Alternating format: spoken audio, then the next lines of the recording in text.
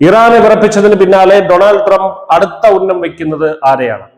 വെനസ്വേലയെ മുട്ടുകുത്തിച്ച ആവേശം ഇപ്പോൾ ക്യൂബയ്ക്ക് നേരെയുള്ള പരസ്യമായ ഭീഷണിയായി മാറിയിരിക്കുകയാണ്.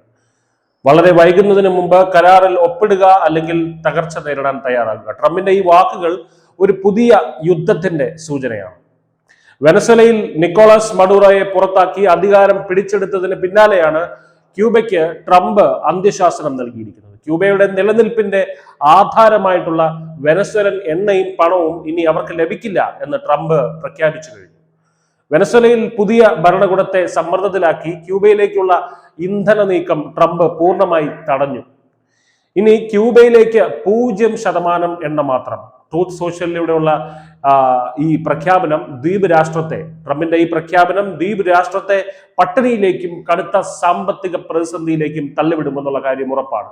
വർഷങ്ങളായി ക്യൂബയുടെ പ്രധാന സഖ്യകക്ഷിയാണ് വെനസ്വേല. ക്യൂബയ്ക്ക് ആവശ്യമായ എണ്ണയുടെ പകുതിയോളം നൽകിയിരുന്നത് വെനസ്വേലയായിരുന്നു.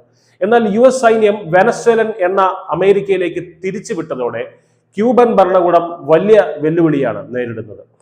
വൈദ്യുതി തടസ്സവും കാർഷിക തകർച്ചയും കൊണ്ട് പൊറുതിമുട്ടുന്ന ക്യൂബയ്ക്ക് ഈ നടപടി മരണതുല്യമായിട്ടുള്ള ഒരു പ്രഹരമായിരിക്കും. 1959 വിപ്ലവത്തിന് ശേഷം ഫിഡൽ കാസ്ട്രോയുടെ പിൻഗാമികൾ ഭരിക്കുന്ന ക്യൂബയെ തകർക്കാൻ ട്രംപ് ഈ സന്ദർഭം കൃത്യമായി ഉപയോഗിക്കുകയാണ്.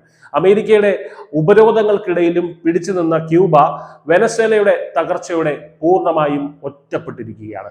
ട്രംപിന്റെ ഈ ആക്രമണാത്മക വിദേശ നയം ലാറ്റിൻ അമേരിക്കയെ മാത്രമല്ല ആഗോള സമാധാനത്തെ തന്നെ ബാധിക്കുമെന്ന കാര്യം ഉറപ്പാണ്. അങ്ങനെയാണ് രാഷ്ട്രീയ നിരീക്ഷകർ വിലയിരുത്തുന്നത്. ക്യൂബ ഒരു ഉടമ്പടിക്ക് തയ്യാറാകുമോ അതോ മറ്റൊരു യുദ്ധമുഖം കൂടി ലാറ്റിൻ അമേരിക്കയിൽ തുറക്കപ്പെടുമോ എന്നുള്ളത് വരും ദിവസങ്ങളിൽ ലോക രാഷ്ട്രീയത്തിൽ നിർണായകമായ കാഴ്ചയായിരിക്കും. News desk news India Malayalam.